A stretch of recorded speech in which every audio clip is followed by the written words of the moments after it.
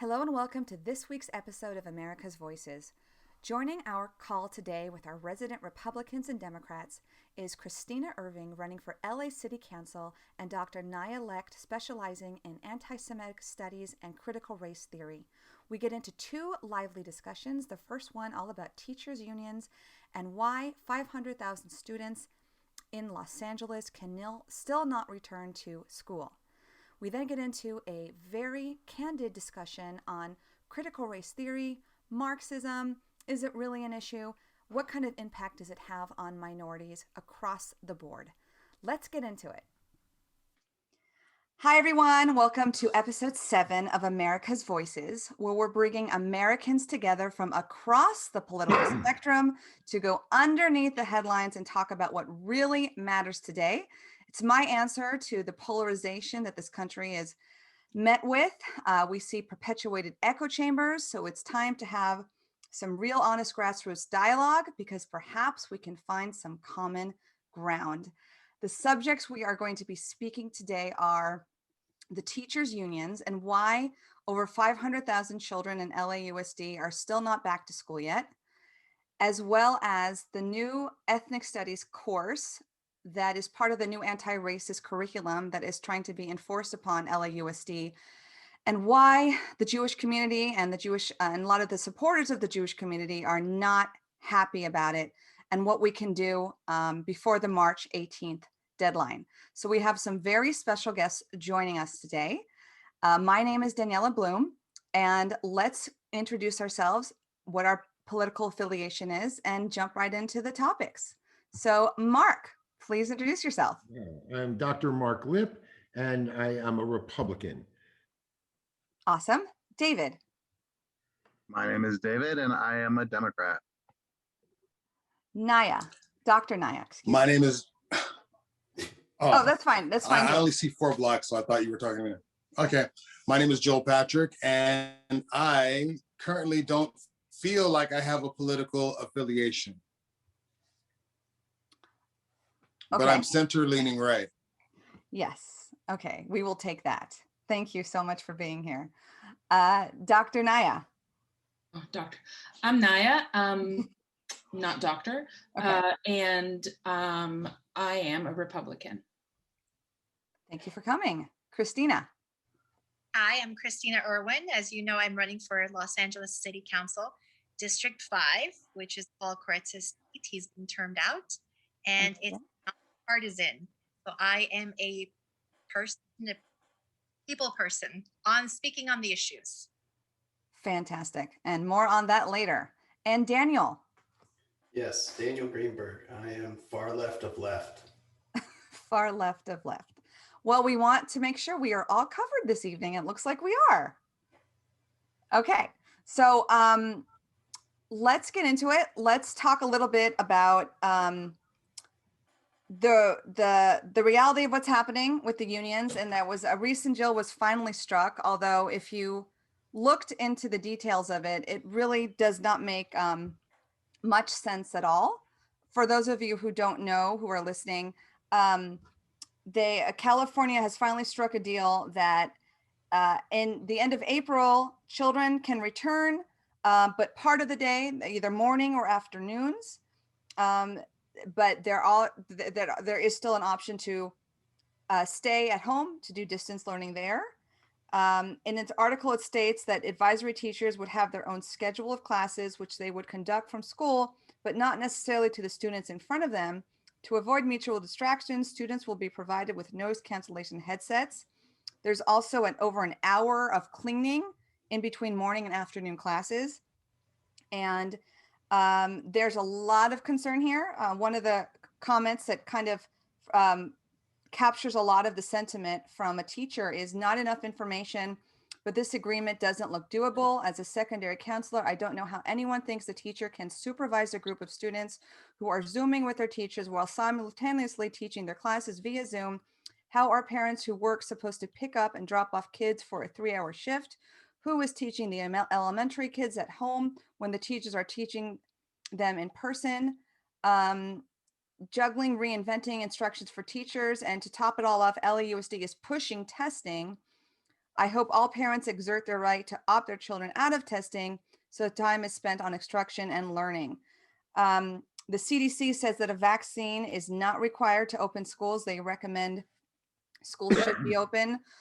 Many states at this point, including some areas in California, are fully opened with in-person instruction with no recorded surges or concern. And then the other point is, you know, in restaurants, and Newsom is opening in-person restaurants very soon. They're just wiping down a table and letting fresh air circulate. So the reasons for this extreme for children who are not even at risk and for teachers who are likely going to be vaccinated is very confusing. So there's a lot of stuff going on to unpack. Mental health for children is a real crisis. Children are actually 10 times more likely to die from suicide and other mental challenges than COVID. And I feel like that is the true silent pandemic that is not enough attention given to. So that is my concern. I'm also a parent of 3, and we could not believe we would be in this position a year later, still at home, homeschooling. It has definitely taken a toll. So that is my 2 cents. Who would like to jump into the conversation? I'll chime in quickly and say, I think we always have to keep in mind when we talk about school, the incredible difference of transmission, effects and stuff between the various age groups of the kids. That the science of elementary school is completely different than the transmission of a high schooler. That's certainly, true. I mean, it's night and day. And it's night and day as far as teachers and their roles and how many people they see per day. I have your average elementary school teacher has a class of probably in LAUSD, what is it, 23 to 25 kids, or let's say 30 up to 30 kids. They're in one room with their kids all day, opposed to a high school math teacher who's roving in 35 new kids every hour, you know, for 6 periods. So the amount of, it's just a different it's many different variables to go in there. I think one of the key points that you said was on that risk was teachers are likely to be vaccinated.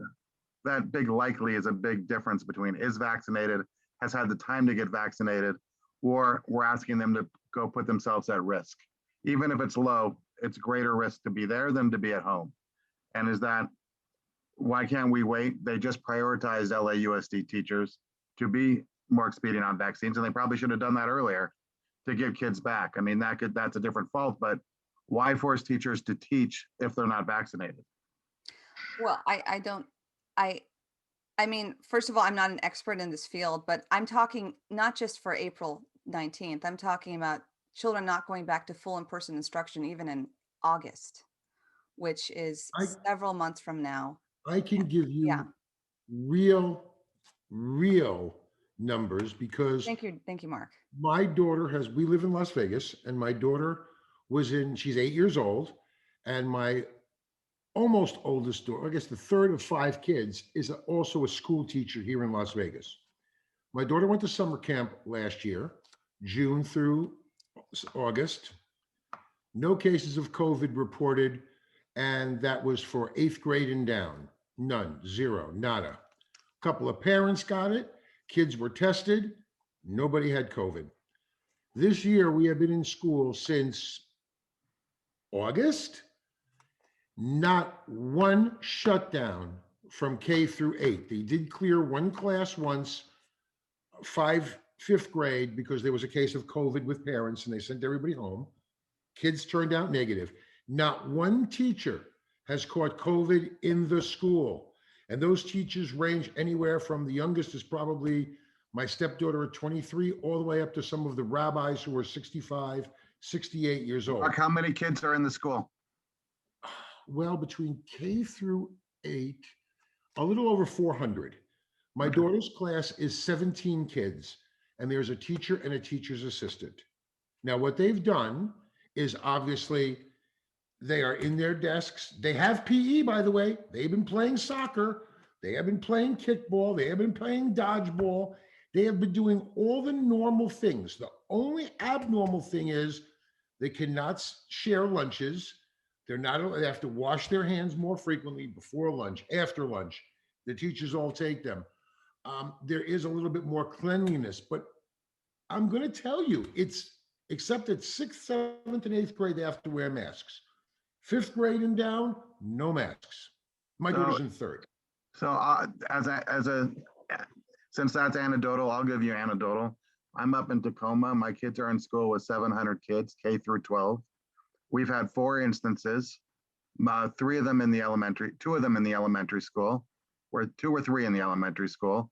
And that's been on a hybrid and in-person model from day one. So I think we could look at the schools, but the other secret, where the big thing is, what is the community spread in the area? I don't know how it is in Vegas. We're rather medium here up in Tacoma, we're Pierce County. LA, I think if you look at community spread, is still in what I would say, what Newsom's new purple stages. So I think you have to look at what's going around in that city, opposed to saying, hey, it's low incidence in the area, we're gonna have low incidence in the school. I don't think it's just transmission rate. I think it's within age group. You can have a very high transmission rate in the 60, 50, and 40-year-olds and still have none in the K through 8 grade, because the transmission rates are almost zero the younger you get. CDC says it. CDC is saying open the schools. No, the CDC is not saying. The CDC says they have the recommendations and say, look at your local health requirements and the community spread. CDC does not have a blanket open schools. They put their limitations on that statement. The limitations are more coming from the unions. The teachers. No, it's on the CDC guidelines, what you just quoted. You can't tell me that all the private schools are open and doing very well. In all of Florida. But Mark, public I'm and just private. arguing that you said the CDC said something that they didn't say. All right. I'm going to go with real data. All the schools are open that are private here. There are many schools in Chicago that are open. There are a couple of them on TV. There's been no transmission rates, no real problems.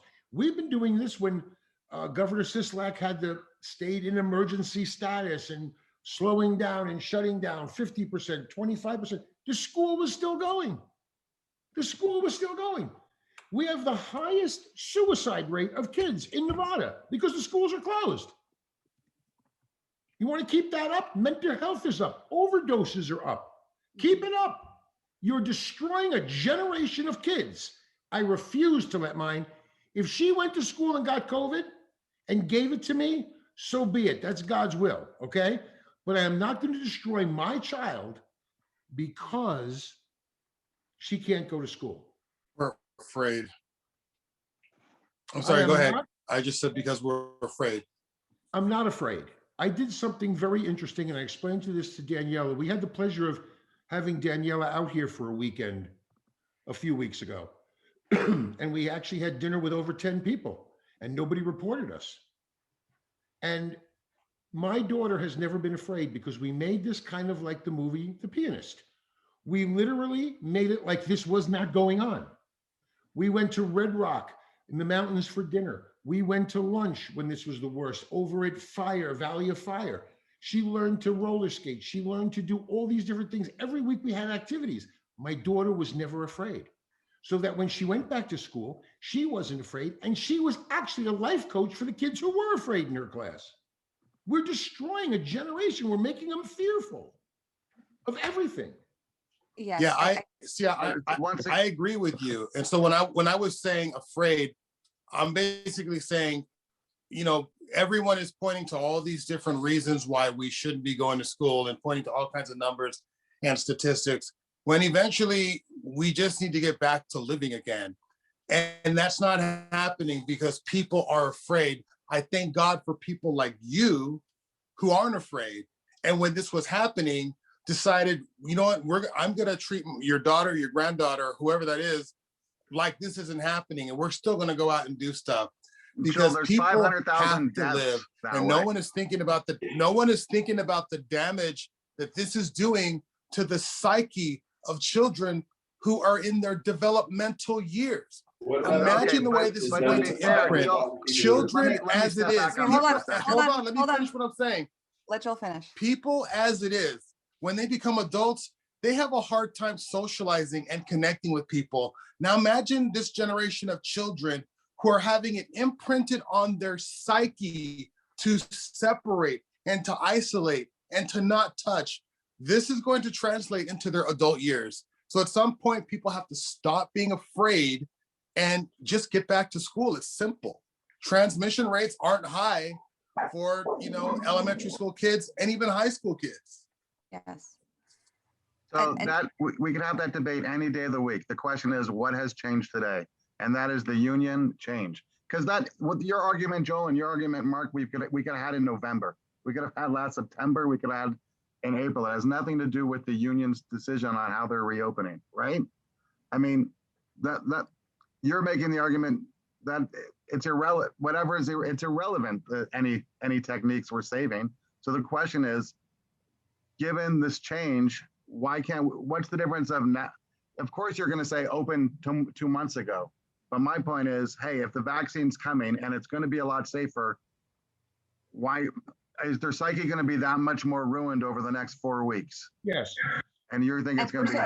It's not 4 weeks because they're not fully opening. And well, they're not going to be open to April 15th anyways, but another delay of 2 more weeks till vaccine or whatever. Why is LA even opening at all? In June, you'll be out of school anyway. So why open?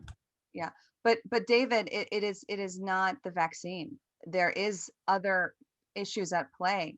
The union, and Kristina will speak to this, is hyper focused on several things that do not seem to make sense in the way of returning to school.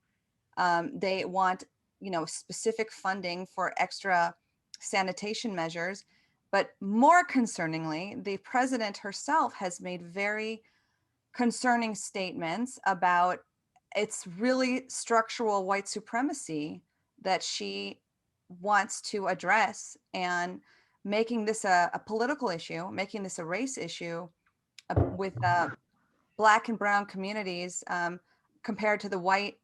I think her direct quote was the white wealthy privileged who are wanting to rush to get back to school. It's been over a year, and well, but all right, but that was in relation to Newsom's funding. No, not necessarily. But the truth is, the Black and brown communities, those children benefit from the most from returning to school because they have resources, they have food, they have community. And everybody benefits from going back to school. I'm not going to say one race does better. I agree with you. That's why when she made that statement, it was very, very concerning. Not at all. But let's take a look at that statement. The statement came to funding, right? Kristina, you're probably more up on this as the school districts and LA Unified and their voting board. And just so you know, I grew up in Encino and I was on the affiliated charter committee or whatever we called it back for funding for that. There's a lot to be said for how the LAUSD's union board positions go and where funding goes. I think there's a very strong argument that Cruz poorly stated that says, hey, the schools that are more in the suburbs are much more able to open earlier than the ones in denser populated or in the inner city or the cities. And the way Newsom built his thing said, hey, if you open earlier, you get greater funding. Well, obviously that would be going to the whiter suburban schools. It's a fact. I mean, that's a structural issue that, hey, the ones that are more willing to be opened earlier is there. And if you just look at the demographics of the schools that can open, they were mostly in minority neighborhoods. Kristina, would you agree with that? Let's Kristina speak up a little bit. Well, I'm not on the school board, but as a mom of 3 kids going to LAUSD via Zoom, it's been really frustrating, and hearing the racial back talk of white supremacy drives me crazy, because it's a label that doesn't make any sense. And if the funds that you're talking about, David, went from Newsom went over to certain schools, I would think that they would go to all the schools. So it doesn't matter if the school has those funds for PPE, for the gloves, for the sanitation, for whatever's needed, then yeah, it's basically a rush to competition. Who can open first? They shouldn't have been closed this long, in my opinion, because as Danielle mentioned, it's health, it's taking a toll on the students. Their grades are declining. Two household families, I mean, they have to quit. One has to be at home. It's one of the board members, or was it from I think it was one of the union members mentioned, hey, these white privileged parents want their children to go back to they want us to be the babysitters. That's not the case at all. Right. I don't send children to school to be babysat. I send them to get their learning, their math, their science, and everything. It's just frustrating. And there is a real component. Just 1 out of 2 children, preteen and teen, has a mental diagnosis today. The fact that domestic violence, physical abuse, sexual abuse, parents are not equipped to be 24/7 with their children. And you combat the stress of professions, the stress of so many things, and everyone's, in the house together with no other options. That's a cost also. And I feel sometimes the whole picture is not being evaluated properly for its reality when it gets stuck to the COVID stuff. I want to say once again, I think everybody here would argue the school should be open as quickly as possible. I don't think anybody's arguing that. I want to say something, David, Good. and that is suburban schools have another issue where urban schools don't. At least when I grew up in the Bronx, we walked to school. The suburban schools, with all the busing, they're going to have to figure out how to get these kids on the bus. I think that's a bigger problem. Not that I think it's really a problem at all, but I don't see how the suburban schools open earlier because they have a set of problems that are different than the urban schools. There's a lot of issues. One of the big issues was community spread in the different communities and the different smaller ranges. So I'm telling you, they just needed to open the schools earlier. I did 10 weeks of Zoom with my daughter when they closed it down last year. I wanted to commit suicide. I said, nobody's arguing that school shouldn't be opened earlier. My question is, why, if a teacher wants the vaccine before she goes back, why can't we make that happen? You know what they said in Clark County here in Las Vegas? If you don't want to go back and teach, because the schools are now open here, public schools, then you need to get another job. That's right. And there's a huge loss of teachers going around right now, which is another huge problem we're going to have. Well, you know what? It's time for new teachers. And you know what? And where there's a vacancy, someone's going to be willing to fill it. So that's a risk I'm willing to take if kids can get an education. If you don't want the job, someone else will replace you. Exactly. I like to think we have good educated teachers, and they're not the easiest to find. Trust me, being an LAUSD parent, there's plenty of that we're teaching that I would say shouldn't be. But and finding good teachers is a good challenge, especially at the elementary and middle school level. That if you get rid of a good chunk, that's a big systematic problem that doesn't get cured quickly. Right, but here's the thing. The CDC also mentioned the teachers don't have to get vaccinated. Correct. Right? And also children aren't even carriers. So all of a sudden there's this whole... Children are carriers. I don't know about that. Oh, it's such a low. It's a low rate. I'm not saying it's plentiful, but I don't think they're proven to be not carriers. Well, no teachers have it in our school from the kids. Once again, anecdotal. I put a link to a thing of Texas and New York about teachers catching it. But did you also put one for Florida and Arizona and Nevada? This is the one that I will look for them on. They're all right. Okay. I mean, trust me. I mean, those statistics too. Right. But then again, teachers aren't allowed to put pictures up of their vacations. But Kristina, even where it says teachers should not. If there's an immunocompromised teacher, should she be forced to go back? I mean, if she has somebody in her family that's compromised, should she be forced to take that burden or find another job, as Joe would push it? Not be forced vaccine in order to provide for her family. That should be a personal choice. It's her body, her choice. There's of course, if she doesn't want to take that job, she can look for another job. I mean, but that's what the union's protecting her. That's what they do. Yeah. Yeah.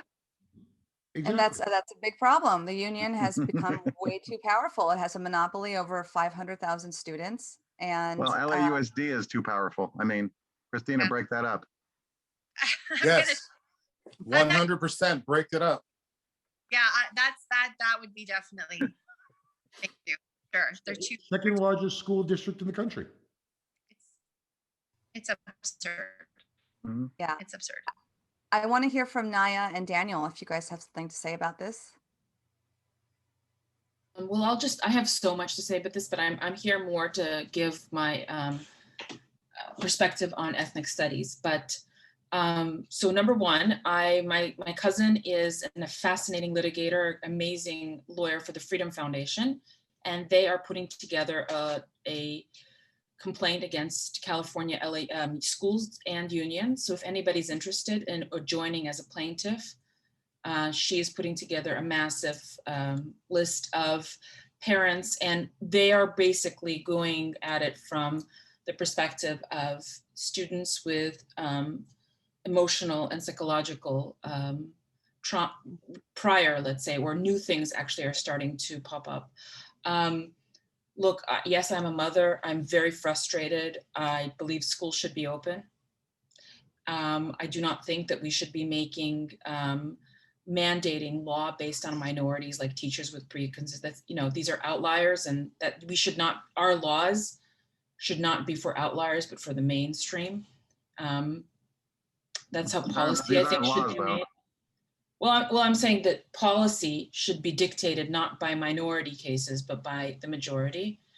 Gosh, I have so many stories of what my son and I go through at I'll just, you know, maybe it's gonna, you hear this. My son, we go to LAUSD, he's in 2nd grade, and so we're not allowed to walk out of the car. So it's like a drive system, right? So you have to fill out a health form, then they have to do a temperature check, and then they leave the car. And everything was fine. And then they started telling people they need to wear a mask inside their cars. And I was livid. I mean, I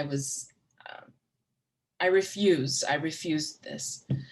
And then they wrote an email that the teachers are putting their life on the line for the kids, and they feel so uncomfortable. And would it hurt you so much to be a little altruistic? And so, you know, you got to pick your battles in life. So I thought, fine, you know, I'll put it on when the door opens, God forbid the virus. And then I'll take it off when you know, they shut the door. So I started doing that to make them feel better. My husband and I got a personal text message from the principal that they've been monitoring us, that while we're on school property, we're not wearing our mask in the car at all times. Now, the mask has to be on our faces at all times.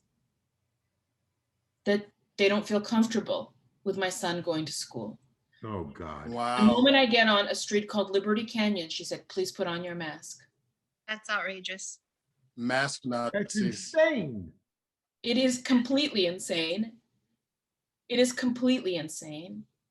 And all I want to do is say, help your teachers, help them, liberate them from this disability.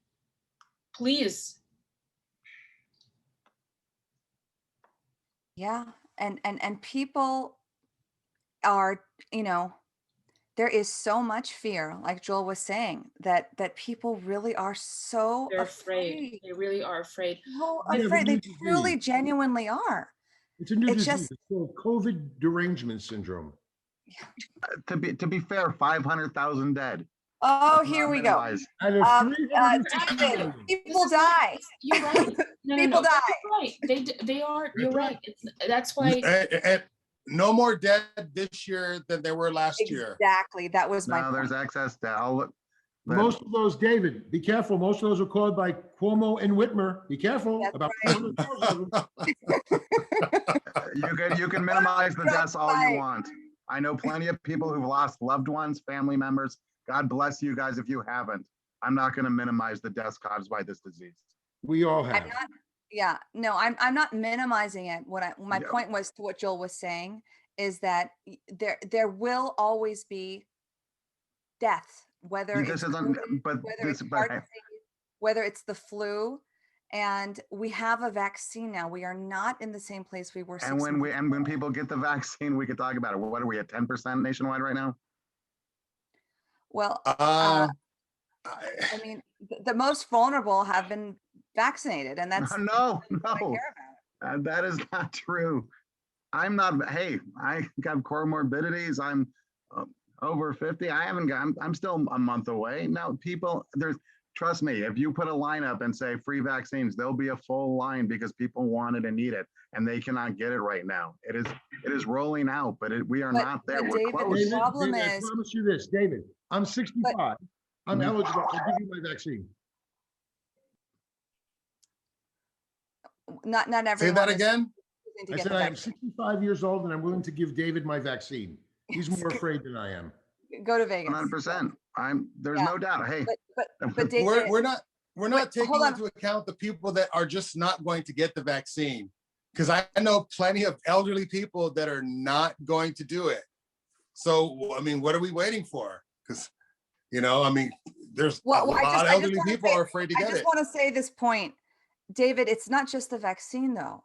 You have Dr. Fauci and a lot of people in the mainstream media saying, even if you get the vaccine, you must continue to wear a mask. You must continue to socially distance. yes.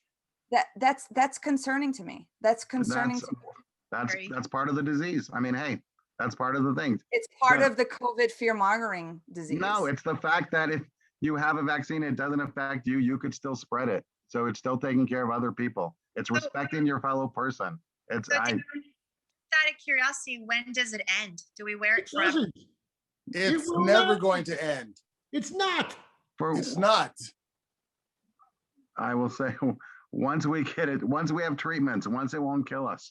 I think the death rate is still high. Now they're saying, David, oh, after you get the first 2 shots, you may need a booster shot. Yeah, and the strains keep changing. Welcome to the flu. Yes, and we do it for the flu. Exactly. And we don't stop the world for the flu. Yeah, but once we get down to those rates, I think we'll be acceptable. We are not at those rates. We are at those rates for most of us. And especially for children. But we say for everybody. I mean, we can't say for my group, we're awesome. No, it's you take a look for everybody. I mean, that's why. I choose to live my life not in fear. I choose to have my daughter grow up not in fear. There's a different, I'm not in fear. I'm cautious and wise and will take precautions because I know this has an effect. There's no fear. I'm traveling. I go out. I have dinner out. I do things. It's not that I'm fearful. It's that I'm actually cautious and wise and taking accordance what I'm doing for it. Really? I'm in Orange County last weekend. I'm sitting at Seasons 52 at the South Coast Plaza, if anybody knows where that is. And I'm sitting outside in an enclosed tent. What is the difference if I'm in an enclosed tent full of people with no windows or I'm in a restaurant? I agree. It's idiotic. This is ridiculousness. I don't disagree with that. I mean, it's funny, a little side story here because they had that policy up here and they changed the policy to proper airflow. So they would measure it. So all the restaurants here around 2 months ago opened their windows because I mean, that's how it spreads is through airflow. So they figured if you were open and there was airflow, go for it. Now you're spreading it to everybody. What? If that's the case, then you're spreading it to everybody. No, but it's opposed to being tented. So, I mean, you have the wide enough going where there's air movement, but it ended up being very, it would have flown much better in Southern California than it did in Washington because it was having dinner outside and inside at a nice 42 degrees. I pray that info doesn't get out there because it just, none of this stuff makes sense to me. Nope. If I'm talking to someone and they start talking to me about proper airflow, my head's gonna explode. Right. You know? Hey, opposed to eating inside without a problem. The teachers union are not looking out. Why is the teachers union not looking out for the best for the students? A teacher becomes a teacher because they want to help educate the next generation. And we've got a group of teachers sitting with low transmission rates who just don't want to go educate and help the next generation. I disagree with that, it says.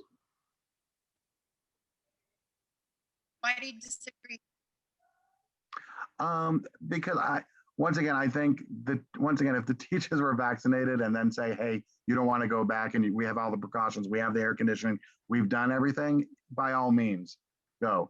If teachers are abandoning their kids right now on Zoom and not following up with homework and they're bad teachers, yes, you have that claim that they don't want to teach. I know a number of teachers are working their ass off trying to manage their kids at home, being at school, don't want to take the risk of going back when there's transmission because they have a family member or they're nervous themselves. I can't blame them. So, I mean, I look at that going, they're working their heart off, working their ass off. I don't say they're bad teachers. There's always a small subset of people who have those issues. Let's go with that. But the union voted majority to not go back to work. 91%. I'm not sure about the numbers, but if you take a look at the LAUSD average age of the teacher, it's not the youngest group. I mean, I think that it was a pretty high, it wasn't the lowest at-risk group taking a look at the teachers at LAUSD. Well, since we're talking about the vaccine as being like the silver bullet here, I mean, are all the vaccines FDA approved? No. Yes. I mean, because from what I'm understanding, they're not all, the vaccines aren't FDA approved. I think there's only one that's FDA approved. So right now, you're actually running an experiment. And we also need to take into account that there are people that, I mean, I know this is going to sound like fake news. People die from these vaccines. My son's uncle, my son's uncle, about 2 weeks ago, took the vaccine, and a week later, he was dead. I just read today, a lady in Utah took the vaccine, and she died 2 days later. I mean, I'm hearing these stories. I have a friend named Jewel. She called me distraught because her sister went to the hospital with COVID. They put her on a ventilator. They took her off the ventilator because she was deteriorating on the ventilator. Took her off. She started doing better. Then they gave her the vaccine, and then she died shortly after that. So I think the vaccine, I mean, that's not necessarily, I don't know if that's the answer. So, yeah, that's all I have to say. I just don't think that the vaccine is the answer. So if we're waiting for that, then I don't really know what we're waiting for. How many people have been vaccinated so far? Isn't it 30 10 million, 20 million? Right, 10 million. And you're talking about 3 people that died from the vaccine? No, it's only three people that you know of. We're not talking about 3 people that died. If I just off the top of my head know someone personally related to me that died, then chances are there's someone in your life that will too. I know someone. That's obviously, right. Daniel, obviously. Yeah. So, okay. Aren't they all the drugs approved right now experimentally? Yes, they're conditionally approved, yes. Right, but they've had good stuff. I mean, this is a giant experiment. Yeah. They're not FDA approved. Interesting. Semantics on that. I thought they were FDA approved for emergency use. Exactly. Right. It's parsing the language of approval. They're approved by the FDA for use as they're being used. Let's not try to parse it and say they're not approved. In emergency. Right. They would never have approved it in normal times. Right. These aren't normal times. Great. Let's move on. So you're essentially a lab rat. Yes. We are every day, Joel. All the more reason to open the schools. But let's, okay, so we're not going to agree on the COVID stuff, but we are going to agree that children should be back to school as soon as possible. Unfortunately, in addition to wanting our children to be in in-person learning, this year has been transformative also because of some social justice issues, which brings us to now another thing to have to consider is the new anti-racist social justice curriculum that's now being pushed into the LAUSD public schools, as well as issues like defunding the police and not having police on campus like they used to be. But we're going to focus on the former issue with an ethnic studies course because it's a big deal.